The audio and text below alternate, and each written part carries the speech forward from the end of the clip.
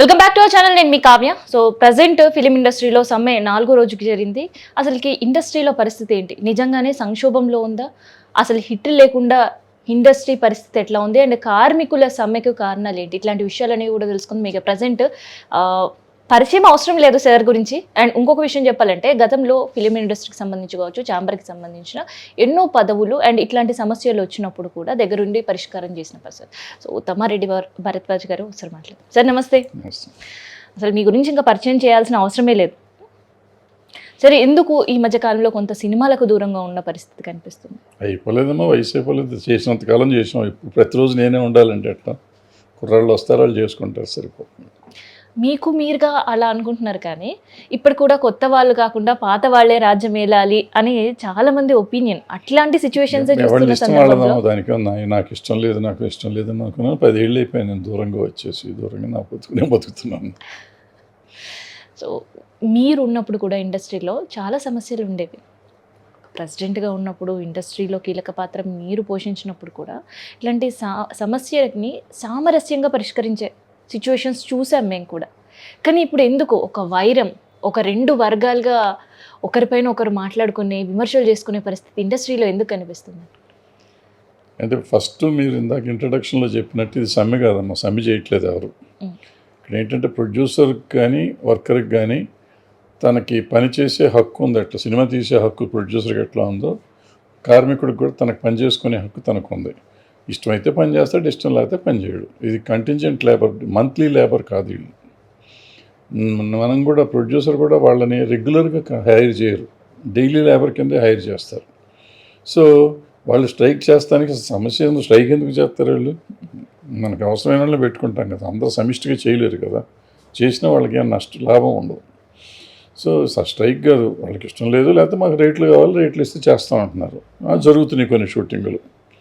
So దాన్ని strike చేస్తున్నట్టు కదా. అట్లా ప్రొడ్యూసర్లు మేము షూటింగ్లు ఆపేస్తామన్నారు, వాళ్ళు ఆపట్లేదు, కొంతమంది చేస్తున్నారు. సో వాళ్ళు వీళ్ళు కూడా ఇద్దరు ఎవరికి అంటే వాళ్ళకి ఇది ఉన్నప్పుడు అండర్స్టాండింగ్ ఉన్నవాళ్ళు చేసుకుంటున్నారు. First point. రెండో పాయింట్ ఏంటంటే, సినిమాలు ఏదో తక్కువ ఆడుతున్నాయి. ఎప్పుడు 5%కి మించి ఆడలేదన్న సినిమా ఇండస్ట్రీ పుట్టిన కాడి నుంచి 100% రిజల్ట్, 50% రిజల్ట్ కూడా రాలేదు. ఎప్పుడు 10% కూడా రాలేదు. మీరు తీసుకోండి, 40 సినిమాలు రిలీజ్ అయిన రోజు నుంచి 300 సినిమాలు రిలీజ్ అవుతున్న రోజు దాకా మీరు లెక్కలు తీసుకోండి. పర్సంటేజ్ ఆఫ్ సినిమాలు ఉంటాయి కదా మీకు. అప్పట్లో అది కాకుండా అప్పుడు కొన్ని 4 సినిమాలు ఎక్కువ ఆడినాయి అంటారు. రామారావు నాగేశ్వరరావు గారు ఉంటే రామారావు గారు ఒక 6 సినిమాలు, నాగేశ్వరరావు గారు 6 సినిమాలు, రామారావు 10 సినిమాలు చేసిన రోజులు కూడా ఉన్నాయి. వీళ్ళిద్దరు చేయకుండా కాంతారావు గారి మధ్యలో ఆయన 4-5 సినిమాలు, హరినాథ్ గారు, జగ్గయ్య గారు, ఇట్లా అందరూ వస్తూ ఉండేవారు.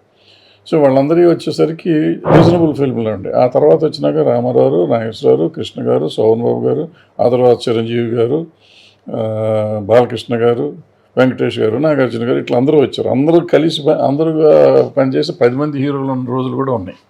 అప్పుడు వీళ్ళందరూ 4-5-6 సినిమాలు చేస్తుంటే 40-50 సినిమాలు వచ్చే 100 సినిమాల్లో 40 సినిమాలు ఈ ఆర్టిస్టులు ఉండేటప్పుడు సినిమాలు థియేటర్స్లోకి జనం వచ్చేవారు.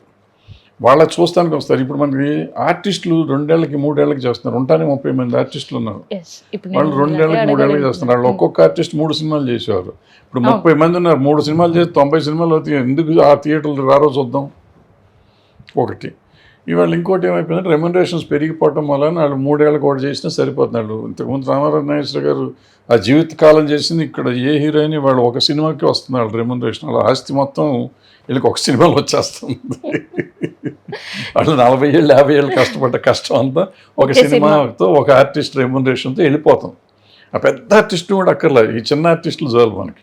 ఇప్పుడు 20-30 కోట్లు తీసుకునే వాళ్ళు లెక్క తీసుకుంటే రామారావు నాగేశ్వర జీవితకాలం సంపాదించి అంతకంటే ఎక్కువ ఉండదు. ఆస్తులు పెరిగి ఆస్తిగా పెద్దగా ఉండొచ్చేమో, కానీ వాళ్ళు తీసుకున్న రెమ్యునరేషన్ లెక్కలు వేసుకుంటే అంతకంటే ఎక్కువ రాదన్నమాట. సో ఇది ఇప్పుడు సినిమాలకి రావట్లేదు అంటే ఇటు వస్తున్నాయి కదా. మొన్నగా కోర్టు విపరీతంగా ఆడింది. ఇప్పుడు నరసింహ ఆడుతుంది కదా, బ్రహ్మాండంగా ఆడుతుంది కదా సినిమా. ఎందుకంటే దాంట్లో ఎవరు ఆర్టిస్టున్నారు? మనం చూస్తుంటే మీరు చెప్పినట్టు ఆ ఆర్టిస్టులు అందరూ కూడా చాలా బిజీ షెడ్యూల్స్తో ఉండేవాళ్ళు. మార్నింగ్ ఒక సినిమా, లేదంటే నైట్ ఇంకొక షెడ్యూల్, ఇట్లా చాలా బిజీగా ఉండే. కానీ ఇప్పుడు ఆర్టిస్ట్ లేదంటే న్యూ జనరేషన్స్గా వచ్చే హీరోస్ మనం చూస్తుంటే మీరు అన్నట్టే 2-3 సంవత్సరాలకో లేదంటే సంవత్సరానికి ఒక సినిమా తో మాత్రమే ప్రేక్షకులకు మళ్ళీ కనిపిస్తున్నారు. ఎందుకు అట్లా? ఇదే చెప్పి కదా, వాళ్ళ లైఫ్ టైం సంపాదన వీళ్ళకి ఒక సినిమాకి వస్తుంది ఇవాళ. ఇంకెందుకు వాళ్ళు ఆల్రెడీ గోల్డెన్ స్పూన్ లాగా అయిపోతారు. ఒక సినిమా ఆడితే గోల్డెన్ స్పూనే వాళ్ళకి. వాళ్ళు ఒక సినిమా ఆడితే వర్కౌట్ అయ్యేది కాదు అప్పుడు. ఇంకా 4 సినిమాలు ఆడితే కానీ వాళ్ళు బుక్ చేసుకునేవారు కాదు. ఇప్పుడు ఒక సినిమా ఆడగానే వాళ్ళు వెనకాల ఏలమేరి పడిపోయి వీళ్ళు అడ్వాన్స్లు ఇచ్చేసి ఎంత అడిగితే అంత ఇచ్చి చేస్తున్నారు. సో వాళ్ళు కూడా దేవుళ్ళలాగా ఫీల్ అయిపోతున్నారు. పెరుగుతూ ఉంది, నడుస్తుంది. సినిమా ఆడట్లేదా, లేదంటే అట్లాంటి పరిస్థితుల్లో సినిమా కాస్ట్ ఫెయిల్యూర్ అవుతుందమ్మా. ఆడుతున్నాయి అమ్మా సినిమాలు, అన్ని సినిమాలు ఆడుతున్నాయి. ఇవాళ ఇంకోటి, మీరు సినిమాలు ఫ్లాప్లు అంటున్నారు మీరంతా. మరి ఫ్లాప్లు అయితే వీళ్ళు సినిమాలు ఎందుకు తీస్తున్నారు? ఒక్కొక్క ప్రొడ్యూసర్ 10 సినిమాలు తీస్తున్నారు అదే ఆర్టిస్టులతో. అది ఫెయిల్ అయిపోయిన కాడి నుంచి ఒక సినిమా, నాకు సపోజ్ ఫర్ ఎగ్జాంపుల్ ఒక హీరోకి 10 కోట్లు ఇచ్చి సినిమా తీశారు 5 ఏళ్ల కింద 6 ఏళ్ల కింద. ఆ సినిమాకి ఆ హీరోది ఆ సినిమా ఫ్లాప్ అయింది. నెక్స్ట్ సినిమా 8 కోట్లు ఇస్తారా, 15 కోట్లు ఇస్తారా? ఆ తర్వాత సినిమా 15 కోట్లు, అది కూడా ఫ్లాప్ అయింది. 15 కోట్లు ఇస్తారా, 10 కోట్లు ఇస్తారా, 8 కోట్లు ఇస్తారా? మళ్ళీ 20 కోట్లు ఇస్తున్నారు. అది కూడా ఫ్లాప్ అయింది. అది నాకు మళ్ళీ ఎంత ఇస్తున్నారు? 30 కోట్లు ఇస్తున్నారు. రెమ్యునరేషన్ పెరుగుతూ పోతుంది. ఫ్లాప్కి రేట్లు పెరుగుతున్నాయి. హిట్ కాదు ఇక్కడ, ఫ్లాప్కి రేట్లు పెరుగుతున్నాయి. ఫ్లాప్కి రేట్లు పెరుగుతున్నాయి. ఇప్పుడు ఆ లెక్కన వెళ్ళి కాస్ట్ ఆఫ్ ప్రొడక్షన్ పెరిగిపోయింది, మనం తట్టుకోలేకపోతున్నాం. ఎప్పుడు తట్టుకోవద్దు అన్నాడు, తట్టుకోమన్నాడు. కంట్రోల్ చేసే అవకాశం మీ చేతుల్లో కదా ఉంది. మనం పెంచుకుంటూ పోతున్నాం. మనని బంగారు బాతును చంపేద్దామని ప్రయత్నం చేస్తాను మనం. సో దాని మీదకి వచ్చేటప్పటికి ఇప్పుడు కళ్ళ ముందు ఎట్ట కనపడుతుంది? ప్రతివాడు రూపాయి తీసుకున్నాడు. ఒక ప్రొడ్యూసర్ గారే మంచి స్టేట్మెంట్ ఇచ్చారు, ఫ్లాప్ హీరోకి 13 కోట్లు ఇస్తారని. రీసెంట్ మొన్న 6 నెలల కింద ఇచ్చారు. మరి ఫ్లాప్ హీరోలకి 30, 40, 50 కోట్లు కూడా ఇస్తున్నారు కదా, మరి ఎందుకు ఇస్తున్నారు? సో దానికి ప్రొడ్యూసర్ ఇష్టం. నేను కానీ మీరు కానీ అడిగే హక్కు మనకు లేదు. వాళ్ళ ఇష్టం, వాళ్ళు ఇస్తున్నారు కాబట్టి హీరోలు తీసుకుంటున్నారు. దీని గురించి ఎందుకంటే ఇవాళ హీరో మూలనే ఆడియన్స్ వస్తారు కాబట్టి హీరోని కానీ ప్రొడ్యూసర్ కానీ తప్పుపడటానికి మనకు రైట్ లేదు, అది కరెక్టే. బట్ పని చేస్తున్న వాళ్ళకి జీతాలు పెరుగుతాయి కదా, ప్రతి సంవత్సరం పెరుగుతాయి. అయితే వీళ్ళు కంటింజెంట్ లేబర్. ఈ కంటింజెంట్ లేబర్ అయ్యేటప్పటికి ఏమవుతుందంటే, ఇవాళ ప్రొడ్యూసర్లు చెప్తున్నమాట నిజం. ఏది? ఇవాళ సాఫ్ట్వేర్ ఎంప్లాయీ కంటే ఎక్కువ జీతం వస్తుంది వీళ్ళకి. సాఫ్ట్వేర్ ఎంప్లాయీ కంటే ఎక్కువ ఎప్పుడు వస్తుంది? ఇవాళ నా రెమ్యునరేషన్, నాకు ఇచ్చే జీతం, రోజువారీ జీతం, నెల రోజులు నన్ను బుక్ చేసుకుంటా. నాకు 3,000 ఇస్తున్నారు అనుకోండి. ఇప్పుడు ఏమవుతుంది? 1,500 రూపాయలు ఉందమ్మా ఒక క్రాఫ్ట్లో ఒక వర్కర్కి. 2 షిఫ్ట్లు వేస్తారు వాళ్ళు. ఎందుకంటే పొద్దున్న 5ంటికి వస్తే రాత్రి 10ంటికో 12ంటికో వెళ్తారు కాబట్టి 2 షిఫ్ట్లు వేస్తారు. అంటే 15 3,000 వస్తుంది. ప్లస్ అతనికి భోజనము, కన్వీనియన్స్ అని ఒక 100 రూపాయలు, 150 రూపాయలు, పొద్దున్న టిఫిన్, మధ్యాహ్నం భోజనం, సాయంత్రం స్నాక్స్ కాకపోతే అది ఇంకో 100 రూపాయలు. ఇవన్నీ వేస్తే 3,000 కాకపోతే 3,500 పడుతుంది ఒక్కొక్క మనిషికి అనుకుందాం పర్ డే. 3,500 పడితే ఆ మనిషికి నెల రోజులు ఇస్తే 1,00,000 రూపాయలు అవుతుంది. 1,00,000 రూపాయలు అయితే సాఫ్ట్వేర్ ఎంప్లాయీ కంటే మనకి ఎక్కువ వచ్చినట్టు. ఏది? 1,500 అంటే తక్కువలో తక్కువ ఉద్యోగస్తుడికి నేను చెప్పేది. నెల రోజులు పని చేస్తే 1,00,000 రూపాయలు వస్తుంది. నువ్వు చెప్పింది నిజం, 100% సత్యం. కానీ అట్లాంటి పరిస్థితులు లేవు కదా. చెప్పని వాళ్ళు కదా, నువ్వు చెప్పనిస్తుంటే కదా నేను చెప్పేది. సో ఇప్పుడు మొన్న ఒక సినిమాకి నాకు 15 కోట్లైనా ఒక ప్రొడ్యూసర్ క్లెయిమ్ చేస్తున్నారు. 100% కరెక్ట్. ఆ సినిమా ఎన్ని సంవత్సరాలు తీశారు? 2 సంవత్సరాలు తీశారు. 2 సంవత్సరాలకి 15 కోట్లు అంటే ఎంత అవుతుంది? నెలకి ఎంత పడుతుంది? 10 లక్షలు పడుతుంది. ఆ సినిమాకి ఎంతమంది పనిచేస్తారు? 300 మంది పనిచేస్తారు. 10 లక్షలని 30,000 చేయి. 10 లక్షలు 30,000 10 లక్షలు చేసి ఎంత వస్తుంది? 300, 10 లక్షలు 300, 2 తీసేస్తే 10,000 అంత ఉంటుంది. దగ్గర 3,000 అంత వస్తుంది ఒక్కొక్కళ్ళకి యావరేజ్న. బట్ 3,000 కాదు, తక్కువ వస్తుంది. కొంతమందికి ఎక్కువ వస్తుంది, కొంతమంది తక్కువ వస్తుంది. ఏదన్నా కానీ ఇప్పుడు అది 6 రోజులే చేశారు. మిగతా రోజులు ఎవరు చేస్తారు? వీళ్ళకి ఇక్కడ ఇంకో ప్రాబ్లం ఏంటంటే, ఈ యూనిట్ వాళ్ళు ఇంకో యూనిట్లో చేస్తాను అనుకోండి. ఇప్పుడు సపోజ్ ఒక ఎక్స్ హీరో చేస్తున్నాడు, నేను పెద్ద హీరో సినిమా చేస్తున్నాం, నేను ఈ 6 రోజులు ఇక్కడ చేశా. ఇంకో పెద్ద హీరో 10 రోజులు షెడ్యూల్ చేస్తున్నాడు, ఆయన వేరే యూనిట్ని పెడతాడు, వీళ్ళని పెట్టుకోడు. వాళ్ళు పనిచేస్తారు 10 రోజులు. వీళ్ళకి ఈ 10 రోజులు, ఈ 6 రోజుల తర్వాత ఇంకోటి పెట్టుకోవాలంటే పెట్టుకునే సినిమా జరగాలి. ఇదే కెమెరామెన్కో, ఇదే హీరోకో, ఇదే డైరెక్టర్కో సినిమా ఉండాలి. వాళ్ళు చేయట్లేదు. వీళ్ళు ఆ హీరో మళ్ళీ సినిమా చేయట్లేదు, ఆ డైరెక్టర్ మళ్ళీ సినిమా చేయట్లేదు, ఆ కెమెరామెన్ మళ్ళీ సినిమా చేయట్లేదు. సో నీకు వీళ్ళకి మళ్ళీ ఎంప్లాయ్మెంట్ అక్కడ దొరుకుతానికి అవకాశం రాదు. సో వీళ్ళకి 100% మనం చెప్తున్న సాఫ్ట్వేర్ ఎంప్లాయ్ చేయ ఉద్యోగం రాదు. అతనికి మనం ₹1,00,000 పేరుకున్నా మళ్ళీ సాఫ్ట్వేర్ ఎంప్లాయ్కి సాటర్డే సండే హాలిడేస్ ఉంటాయిగా. వీళ్ళకు ఉండవు, పని చేయాలి, పని చేస్తే డబ్బులు బత్తాలు ఇవ్వమంటారు, అది వేరే సంగతి అనుకోండి. వాళ్ళకి కూడా ఓవర్ టైం ఉన్నట్టు వీళ్ళు ఓవర్ టైం లాగా సండే సాటర్డే హాలిడేస్ చేస్తే ఇవ్వమంటున్నారు, మరి ఇవ్వమంటున్నారు వీళ్ళు. అది తర్వాత వద్దాం దానికి. సో అక్కడ 24 రోజులు చేస్తే 8 రోజులు పోతుంది కదా, 8 రోజులు పోతే 22 రోజులు చేస్తే వాళ్ళకి ₹1,00,000 వస్తుంది. వీళ్ళకి ₹1,00,000 నెలంతా పని ఇస్తే వస్తుంది. ఈ నెలంతా పని రాదు అసలు, అవుట్ ఆఫ్ క్వశ్చన్. సో ఇప్పుడు ఎట్లా మనం సాఫ్ట్వేర్ ఉద్యోగికి ఇచ్చామని కంపేర్ చేస్తాం, చేయలేం కదా. అది ఒక పాయింట్. రెండో పాయింట్, మనం ఎందుకు ఇన్ని రోజులు సినిమాలు తీస్తున్నాం, మనకి ఎందుకు ఎంతమంది కావాలి, 300 మంది ఎందుకు పని చేయాల్సి వస్తుంది నా యూనిట్లో. 300 మంది ఎందుకు కావాల్సి వస్తుంది, ఎవరెవరి ఇల్లు ఎందుకు పని చేస్తున్నారని ప్రొడ్యూసర్ చూసుకోవాల్సిన అవసరం. నేను డబ్బులు అడుగుతున్నారు, ఇస్తున్నాను, వాళ్ళు బలవంతం చేస్తున్నారు, బ్లాక్మెయిల్ చేస్తున్నారు అంటే ఎందుకు బ్లాక్మెయిల్, ఎవరు చేస్తాడు నేను బ్లాక్మెయిల్, ఎవరు చేస్తారు బ్లాక్మెయిల్, ఎందుకు ఇస్తున్నారు మీరు డబ్బులు, ఎవరికి ఇస్తున్నారు, ఈ 300 మంది ఎవరు, నీ షూటింగ్లో ఉంటున్న 300 మంది ఎవరు, వాళ్ళు ఎందుకు అవసరమా లేదా, ఎందుకు ఉంటున్నారు వాళ్ళు, వాళ్ళకి ఎందుకు భోజనాలు పెడుతున్నారు, వాళ్ళ కార్లు ఎందుకు ఇస్తున్నారు, వాళ్ళకి డబ్బులు ఎందుకు ఇస్తున్నారు, వాళ్ళ కన్వీనియన్స్లు ఎందుకు ఇస్తున్నారు, అది ఎవరన్నా చూస్తున్నారా, చూడాల్సిన అవసరం ఉందిగా. ఇవన్నీ చూసుకుంటే కదా నీకు తక్కువ అవుతుంది ఎక్కువ అవుతుంది తెలుస్తుంది. నువ్వు అడిగావు, నేను ఇచ్చాను, అడిగితే ఇచ్చేస్తున్నాను, ఇచ్చి ఇవ్వటం ఎవరి తప్ప, నా తప్ప, నీ తప్ప, నా తప్ప, ఆలోచించాలి ఇవన్నీ. సో దీనివల్ల కూడా బడ్జెట్ పెరిగే అవకాశం ఉందండి. పెరిగే ఉంది కదా, ఇప్పుడు కనపడుతుంది కదా. 300 మంది ఎందుకు చేస్తున్నారని అడుగుతున్నాను కదా నేను. వాళ్ళు ఎందుకు చేస్తున్నారో నీకు తెలిస్తే బడ్జెట్ పెరిగిందో తరిగిందో నీకు తెలుస్తుంది. నీ కంట్రోల్ నువ్వు చేసుకోవాలి కదా బడ్జెట్.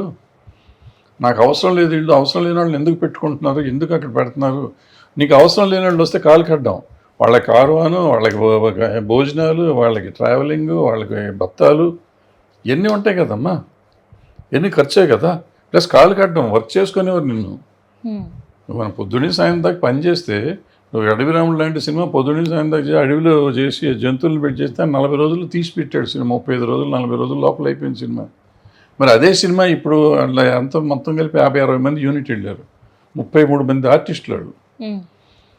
ఆర్టిస్టులు అయితే కూడా వాళ్ళు 50-60 మంది యూనిట్ వెళ్ళారు వాళ్ళు.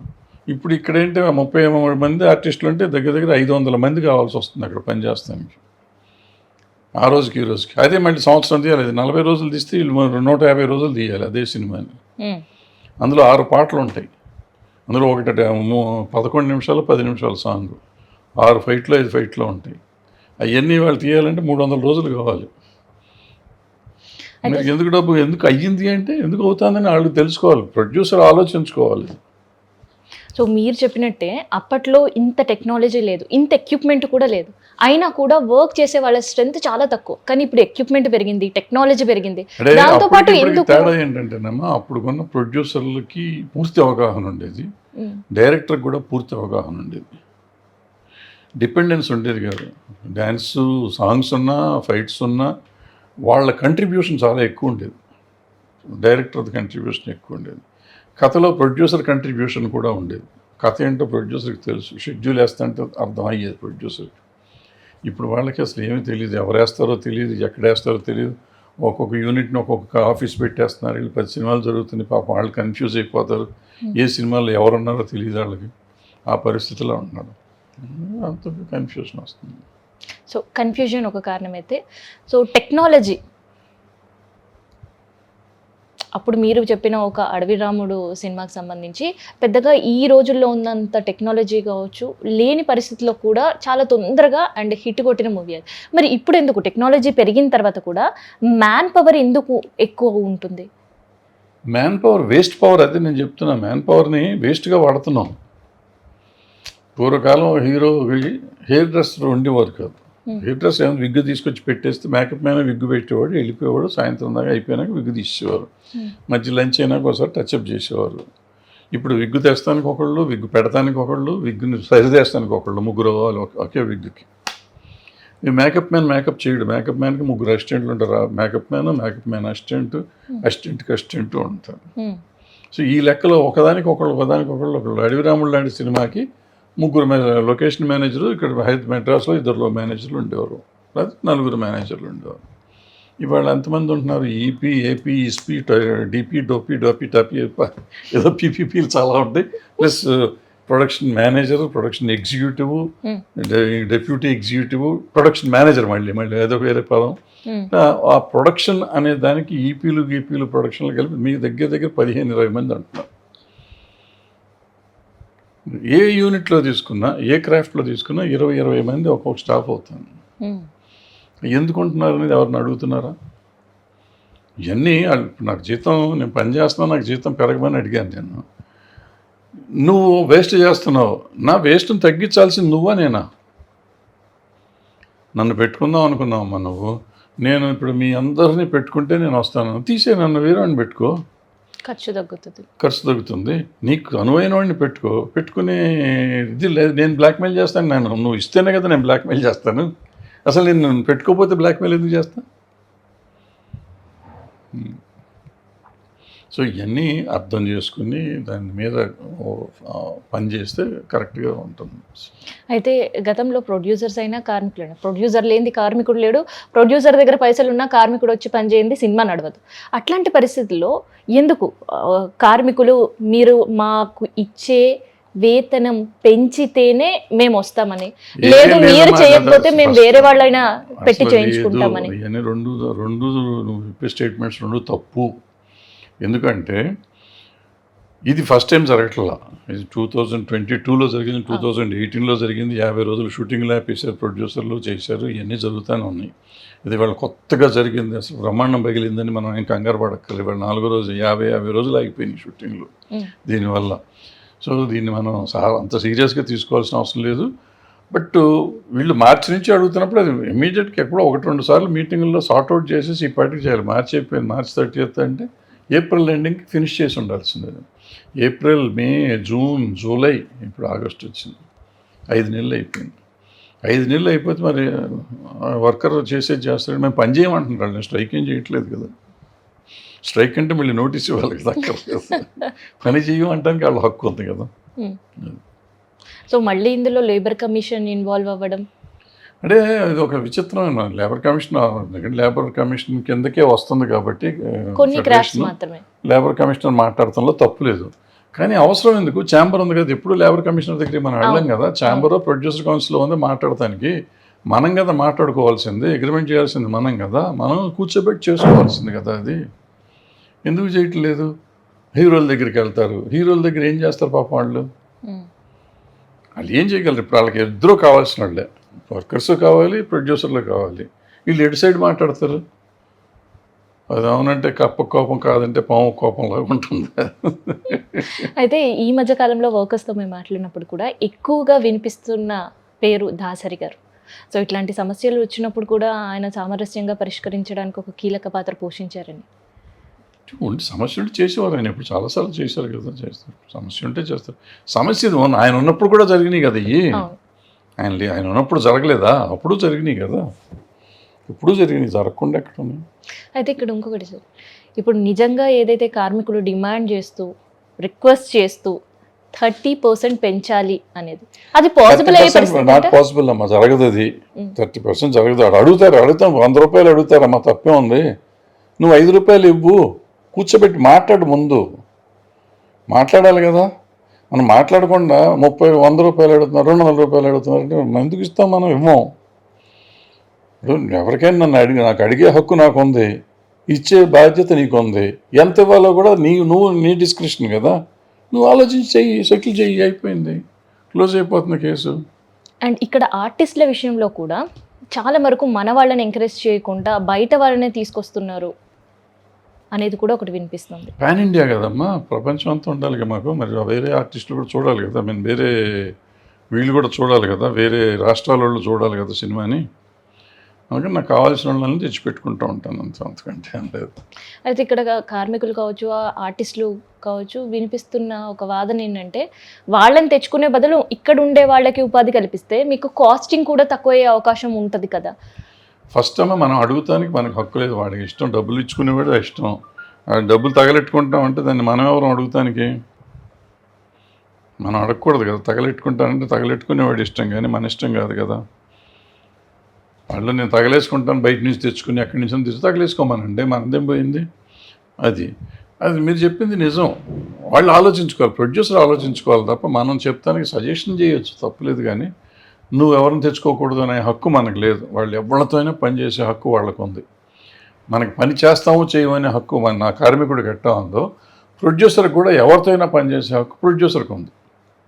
అయితే ఎక్స్పర్టైజ్ ఉన్న వాళ్ళంతా ఫెడరేషన్లో ఉంటారు కాబట్టి మనం ఫెడరేషన్ వాళ్ళని పెట్టుకోవాలి. ఫెడరేషన్ వాళ్ళు ఏమంటారంటే మమ్మల్ని పెట్టుకుంటున్నారు కాబట్టి అందరినీ మమ్మల్ని పెట్టుకుని, లేకపోతే అందరూ బయట వాళ్ళని పెట్టి చేసుకుంటూ అంటారు. Which is not possible. Federation కూడా పట్టు విడుపులు ఉండాలి. నీకు వాళ్ళు అవసరమైన వాళ్ళని వాళ్ళు తెచ్చుకుంటారు. ఇప్పుడు యాజ్ ఇట్ ఈస్గా ఫెడరేషన్ ఉన్నా కూడా దెర్ ఆర్ పీపుల్, ఇప్పుడు డాన్సర్స్లో బయట నుంచి ఇప్పుడు చాలామంది ఇప్పుడు కేసులు జరిగినాయి ఆ మధ్యకాలంలో. వాళ్ళంతా అవుట్ సైడర్స్గా, వాళ్ళ మూలనే కేసులు వస్తున్నాయి. బయట అమ్మాయిలు వచ్చి డ్యాన్సులు ఆడుతున్నారు. వాళ్ళు ఏదో టీలో చూసాం, బావులో చూసాం అని చెప్పి తీసుకొచ్చి పెడుతున్నారు. వాళ్ళు నాన్ మెంబర్సే కదా. మరి జరుగుతుంది కదా. అట్లాగే ఫైటర్స్ ఏదో వస్తున్నారు. ఇప్పుడు పెద్ద శాండోల్ లాగా ఉండేవాళ్ళు వస్తున్నారు. వాళ్ళు ఎవరు మెంబర్లు కాదు కదా. బౌన్సర్లు అని వస్తున్నారు. వాళ్ళు బయట వాళ్ళే కదా. సో వీళ్ళు ఎలా చేస్తున్నారు? సో వీళ్ళు పార్ట్లీ కాదు, మొత్తం ఎవళ్ళైనా కానీ ప్రొడ్యూసర్ ఇష్టం వచ్చిన వాళ్ళు ప్రొడ్యూసర్ తెచ్చుకునే అవకాశం ఉండాలి. ఎందుకంటే వాళ్ళు స్కిల్డ్ లేబర్ని తెచ్చుకోలేరు. స్కిల్డ్ లేబర్ అంతా మన దగ్గరే ఉంటారు. అన్స్కిల్డ్ లేబర్ని తెచ్చుకొని ఇప్పుడు కూడా ఫర్ ఎగ్జాంపుల్ ఈ బాహుబలి లాంటి పెద్ద సినిమాలు, రాజమౌళి గారి సినిమాలు 3,000-4,000 మందిని పెడతారు. 3,000-4,000 మంది మన దగ్గర మెంబర్స్ లేరు, జూనియర్ ఆర్టిస్టులు. వాళ్ళు 500 మందినే మనం సప్లై చేసి 2,500 మంది బయట వాళ్ళు వస్తున్నారు. అంటే you are allowing 2,500 people here. So నువ్వు ఒకసారి అలౌ చేసినాక మిగిలిన వాళ్ళు ఎందుకు అలౌ చేసే హక్కు నీకు లేదు, ఆపు హక్కు నీకు లేదు. ఫెడరేషన్కి నేను చెప్పేది, ప్రొడ్యూసర్కి వాడుకునే హక్కు ఉంది. సరే వాడుకోనివ్వండి, అందరూ బతకండి, బతకనివ్వండి, లివ్ లెట్ లివ్ అనేది ఉంటే కార్మికులు బాగుంటారు, ప్రొడ్యూసర్లు బాగుంటారు, బడ్జెట్లు కంట్రోల్ ఉంటాయి. అండ్ ఇక్కడ మీరు అన్నట్టే ఇంకొక వాదన వినిపిస్తుంది. హీరోయిన్స్ విషయంలో వచ్చేసరికి గతంలో పెద్ద స్టార్స్తో తీసిన హీరోయిన్స్ కూడా రిపీటెడ్ మూవీస్లో వాళ్ళే కనిపించేవాళ్ళు, ఆ మూవీస్ కూడా హిట్ అయిన పరిస్థితి. కానీ ఇప్పుడు అట్లాంటి సిచ్యువేషన్ ఎందుకు లేదు? ఇక్కడ ఉండే హీరోయిన్స్కి డబ్బులు వచ్చేస్తున్నాయి కదమ్మా, అందరికీ ఫుల్గా వస్తున్నాయి. వాళ్ళు చెయ్యాలి కదా. వాళ్ళకి ఇప్పుడు చాలా టీవీలు వాటిల్లో ఇంకేముంది, పలానా సూపర్ హీరోయిన్, సినిమాలు లేకుండా ఎవ్వరు పోరు. 100 మంది అడుగుతారు అలా సినిమాలు చేయమని. వాళ్ళకి ఇష్టం ఉండాలి కదా పని చేయాలని. వాళ్ళ రెమ్యునరేషన్ ఇచ్చే శక్తి ప్రొడ్యూసర్కి ఉండాలి, అడిగే ప్రొడ్యూసర్కి ఉండాలి. వాళ్ళు అనుకున్న సినిమాలు వాళ్ళు చేయాలి. పలానా హీరోకి అయితే చేస్తాం, పలానా సినిమా అయితే చేస్తాం. వాళ్ళ కెరియర్ని గురించి వాళ్ళు ఆలోచించి వాళ్ళు చేయమంటారు. సో ప్లస్ డబ్బులు కూడా అట్లాగే అడుగుతారు. ఆ డబ్బులు ఇవ్వగలిగితే పెట్టుకుంటారు, లేకపోతే లేదు. సో అందుకని రోజు వచ్చేవాళ్ళు వస్తున్నారు, పోయేవాళ్ళు పోతున్నారు. ఉన్నవాళ్ళకి డబ్బులు వస్తున్నాయి, పెద్ద రేట్లు వస్తున్నాయి కదా. వాళ్ళకి అక్కర్లా. ఇంతకుముందు వీళ్ళు 100 సినిమాలు చేస్తే, ఇప్పుడు ఇంతకుముందు చెప్పినట్టు రామారావు నాగేశ్వరరావు దాకా ఎందుకు, చిరంజీవి గారు, బాలకృష్ణ గారు మొన్నటిదాకా చేసినప్పుడు ఒక 10 years బ్యాక్ వరకు చేసి వాళ్ళు సంపాదించింది అంతా ఆ తర్వాత వాళ్ళే ఒక సినిమాలో సంపాదిస్తున్నారు. వాళ్ళు దగ్గర 20 ఏళ్ళ నుంచో 30 ఏళ్ళ నుంచి ఉన్నారు కదా వాళ్ళు. చిరంజీవి గారు అయితే 70 నాతో పట్టే ఉన్నారు. అప్పుడు ఆయన 50 years లాస్ట్ 10 years నుంచి కాకుండా 40 yearsలో ఆయన సంపాదించింది, రెమ్యునరేషన్స్గా సంపాదించింది. ఇవాళ ఆయన తీసుకునే సినిమాకి ఒక రెమ్యునరేషన్కి సరికంటే తక్కువ అవుతుంది. సినిమాలు తగ్గుతున్నాయి, సినిమా థియేటర్లు పెరుగుతున్నాయి అనే వాదన కూడా వినిపిస్తుంది. సినిమా థియేటర్లు పెరగవమ్మా, అంటే స్క్రీన్స్ పెరుగుతున్నాయి. థియేటర్స్ ఏంటంటే అంతకుముందు 2,800 థియేటర్ సింగిల్ స్క్రీన్స్ ఉండేవి మన దగ్గర. ఇండియాలోనే ఎక్కువ, ఏషియాలోనే హైయెస్ట్ అనుకుంటాం. అటువంటిది మెల్లిమెల్లిగా తగ్గిపోయి 1,200కి వచ్చినాయి. అయితే ఇప్పుడు ఏంటంటే ఈ మల్టీప్లెక్స్లు వచ్చినాక మల్టీప్లెక్స్ స్క్రీన్స్గా పెరిగినాయి, బాగా పెరిగినాయి. ఒక్కొక్క థియేటర్ 2 థియేటర్, సినిమా హాళ్ళు, 3 సినిమా హాళ్ళు అయిపోయినాయి. సో అట్లా వచ్చేటప్పటికి మీరు 3,000 స్క్రీన్స్ వచ్చినట్టు ఉన్నాయి. ఇప్పుడు ఉండుంటాయి, ఈజీగా ఉండుంటాయి. సార్ రీసెంట్గా మీరు ఫిష్ వెంకట్ గురించి మాట్లాడేటప్పుడు మేము కూడా విన్నాం. అసలు ఏంటి? ఏముంది మామూలే, ఎందరో వస్తారు, ఎందరో పోతారు, అంతే. దాని గురించి మనం మాట్లాడాల్సింది ఏముంటుంది ఇంట్లో. ఇప్పుడు ఇక్కడ ఇండస్ట్రీ ఎవరో చేయాలనేది అసలు ముందు ఉండకూడదమ్మా. ఇక్కడ ప్రతి మనిషికి ఒక సెక్యూరిటీ ఉండాలి. ప్రావిడెంట్ ఫండ్ అనేది ఉంది, గవర్నమెంట్ ఇస్తుంది. దాని గురించి వాళ్ళు ఎవరు ఇంట్రెస్ట్ తీసుకోరు, కట్టరు, ఎవరో కట్టరు. నేను వర్కర్గా నాకుంటే నాకు 13 రూపాయలు నేను కట్టాలి నా జీతంలో, 13 రూపాయలు ప్రొడ్యూసర్ కట్టాలి. అట్లా ఈఎస్ఐ నేను 6 రూపాయలు కట్టాలి, వాళ్ళు 6 రూపాయలు కట్టాలి. ఇటువంటిది ఉంది. కడితే నేను ఇండస్ట్రీ నుంచి వెళ్ళిపోయిన నాకు మెడికల్ ఫెసిలిటీ ఉంటుంది, నాకు నా ఫ్యామిలీకి ఉంటుంది. అట్లాగే నేను ఇది ప్రావిడెంట్ ఫండ్ కడితే సినిమా నుంచి నేను మానేశాను అన్న రోజున, ఏ రోజునైతే ఆ రోజున నాకు చెప్తే అక్కడి నుంచి ఒక లంసమ్ వస్తుంది, ఒక గ్యారంటీ ఉంటుంది. ప్లస్ నా డబ్బుని నేను జాగ్రత్త చేసుకోవాలి. నాకు వాళ్ళు వస్తుంది, వాళ్ళు 1,00,000 రూపాయలు ఇస్తున్నారు అనుకో, నేను 1,00,000 రూపాయలు ఇస్తే 1,50,000 నేను తాగేస్తే నేనేం చేస్తాను? తాగేస్తే నేను కాదు, దేనికో దానికి ఖర్చు పెడితే. So security. సో అదే మా పరిస్థితి. సో ఆయనైనా ఎవరైనా కానీ ఎవరో ఇస్తారు అనుకునేది ఏం లేదు. మనం జాగ్రత్త పడాలి, జాగ్రత్త మన జాగ్రత్త, మన ఆరోగ్యం, మన ఫ్యామిలీని గురించి మనం జాగ్రత్త పడాలి, ఎవరికాళ్ళు జాగ్రత్త పడాలి. 100% సినిమా ఇండస్ట్రీలోనే కాదమ్మా, ఎక్కడ ఉన్నా కానీ పని చేస్తున్న వాళ్ళకి ఇవాళ మెడికల్లు, ఇంకోటి ఎడ్యుకేషన్, పిల్లల ఎడ్యుకేషన్కి డబ్బు సరిపడలేదు. ఎందుకంటే government should take care of those things. చేయాలి, free education, free medium health కావాల్సిన పరిస్థితిలో ఉంది, కానీ మన దగ్గర లేదు. మొత్తం అన్నీ ప్రైవేటైజ్ చేశారు. ఆ ప్రైవేట్ డబ్బులు మనం కట్టే పరిస్థితులు లేవు. ఇవాళ నాకు జబ్బు చేస్తే నేను హాస్పిటల్కి వెళ్తే భరించే శక్తి నాకు లేదు, నేను చచ్చిపోవాల్సిందే. ఎవరు వచ్చి చేస్తారు నేను అనుకోవటం తప్పు, భ్రమ. ఎంత గొప్పవాళ్ళు అవ్వచ్చు, తక్కువ వాళ్ళు అవ్వచ్చు. ఇవాళ పెద్ద రెమ్యునరేషన్ వస్తున్నాయి కాబట్టి ప్రాబ్లీ వాళ్ళు భరిస్తారేమో. బట్ ఈ మీడియోకర్, లోవర్ మిడిల్ క్లాస్ వాళ్ళు ఇవాళ హాస్పిటల్ బిల్స్ భరించలేరు, శక్తి లేదు వాళ్ళకి, తప్పదు. ఫిష్ వెంకట్ వాళ్ళ ఫ్యామిలీ మాట్లాడినప్పుడు నేను విన్నాను. సో సోనూ సూద్ లాంటి ఎక్కడో ఉండే హీరో వచ్చి ఇక్కడ హెల్ప్ చేశాడు తప్ప, ఇక్కడ ఇండస్ట్రీలో నుంచి వర్క్ చేసిన పెద్ద హీరోస్ కావచ్చు, మిగతా వాళ్ళు ఎవ్వరు కూడా ఫిష్ వెంకట్ విషయంలో స్పందించలేరు అని. ఎందుకు స్పందిస్తారు? ఎందుకు స్పందించాలి? ఇది ఎవరు చెప్పట్లా, స్పందించలేదు. ఎందుకు స్పందించాలి? సినిమాలో ఆయన పనిచేసినందుకు డబ్బులు తీసుకునే పనిచేశాడు, హీరో కోసం పనిచేయలేదు. ఆ హీరో ఉన్న సినిమాలో ఈయన కూడా పనిచేశాడు. ఆయన రెమ్యునరేషన్ తీసుకున్నాడు, ఈయన రెమ్యునరేషన్ తీసుకున్నాడు. మానవతా దృక్పథంతో మనం చేస్తా అంటే పాపం అయ్యో మనతో పనిచేశాడు, కోవర్కర్ కదా, పనిచేశాడు, డబ్బులు ఇవ్వాలనుకోవటం తప్పులేదు. అతను మనసు ఉంటే ఇస్తాడు, లేకపోతే లేదు, అంతే. ఇవ్వలేదని మనం చెప్పి మన హక్కు మనకైనా లేదులే. అడుగుతానికి ఎవరు? నువ్వెవరు? నాకు ఎందుకు ఇవ్వలేదని అడిగే హక్కు ఎవరికైనా ఉంటుందా? నీ డబ్బు కాదు, నువ్వేం దాచుకున్న వాళ్ళ దగ్గర, దాచుకుంటే ఎగ్గొడితే మనం అడగచ్చు. వాళ్ళ డబ్బులు నువ్వు ఇవ్వమని అడుగుతానికి మీరెవరు? కరెక్ట్ కాదు, అడగకూడదు కూడా మనం. Sir last and final, so కార్మికుల పరిస్థితి ఇప్పుడు ఎట్లా ఉంటుంది? ఇన్ కేసు ఆ 30% వీళ్ళు డిమాండ్ చేసేది పెంచకపోతే ఎట్లా ఉండే పరిస్థితులు? అండ్ రీసెంట్గా నిన్న కూడా సారథి స్టూడియోలో వాళ్ళు వెళ్ళి అక్కడ షూటింగ్ని కూడా అడ్డుకున్న పరిస్థితి. అది తప్పు. షూటింగ్లకి వెళ్ళి ఆపటం అనేది తప్పు, చేయకూడదు. ఫెడరేషన్ వాళ్ళు చాలా తప్పు అది. ఇది ఏదో జరుగుతుందని మీరు అనుకోవటం కూడా తప్పు. రేపో ఎల్లుండో, అవతలెల్లుండో, లేకపోతే ఇంకో 10 రోజులకో సెటిల్ అవుతుంది. అందరూ మళ్ళీ బాగా పనిచేస్తారు, అందరూ కలిసే ఉంటారు, ఇండస్ట్రీ బాగుంటుంది, అందరూ బాగుంటారు, నో టెన్షన్. టెంపరీగా వస్తూ ఉంటే పోతూ ఉంటాయి, పాసింగ్ క్లౌడ్స్ ఇవన్నీ. So Vijay Sethupathi POCSO case, so గతంలో ఫోక్సో విజయ్ సేతుపతి పైన ఫోక్సో కేసు అనేది నమ్మదు. గతంలో చేసిన వాళ్ళపైన ఎప్పుడు కూడా ఇట్లాంటి కేసులు కావచ్చు, ఇష్యూస్ ఏవీ లేవు, కానీ ఎందుకు ఈ మధ్యలో ఇట్లాంటి హిట్స్ కొట్టే హీరోల పైన ఇట్లాంటి కేసులు చూస్తాయి? వస్తూ ఉంటే అమ్మా, ఎప్పుడో జరిగినప్పుడు నువ్వు ఎందుకు చేయట్లేదు, ఇప్పుడు ఏం చేస్తున్నావు అంటే దానికి సమాధానం ఏం లేదు. వస్తూ ఉంటుంది అవకాశం. ఇప్పుడు చాలా కేసులు ఉంటాయి, నిజమో అబద్ధమో మనకు తెలియదు, జరిగితే జరిగి ఉండొచ్చు, జరిగిపోయి ఉండొచ్చు కూడా. కేసు లెట్ ఇట్ గో, కోర్టుకి వెళ్ళింది కాబట్టి లెట్ ఇట్ గో, మనకి ఎందుకు దాని మీద ఎక్కువ ఆర్గ్యుమెంట్. సో ఇదనమాట, ఫిలిం ఇండస్ట్రీ సంక్షోభంలో ఉంది అనే వార్తకి అది ఖచ్చితంగా వాస్తవం లేదు అనే క్లారిటీ అయితే ఇచ్చిండ్రు. So thank you.